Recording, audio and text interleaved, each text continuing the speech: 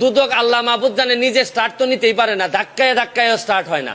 দুদক কে এটা? আমি তো অনেকদিন ওয়েট করছি, এটা আমি তখন আমেরিকাতে যখন আমি রিপোর্টটা দেখছি, তো দুদক এটা বলবে না, ইনকোয়ারি করবে না? আরে ভাই একটা কাজ তো করো, এতগুলা বেতন নিতেছো, খালি এই যে কাজী আর ওই যে সাব রেজিস্ট্রারের মামলা করার জন্য দুদক আসে নাই তো। আর বড় জিনিস দেখলেই দুদক চুপসে যায়।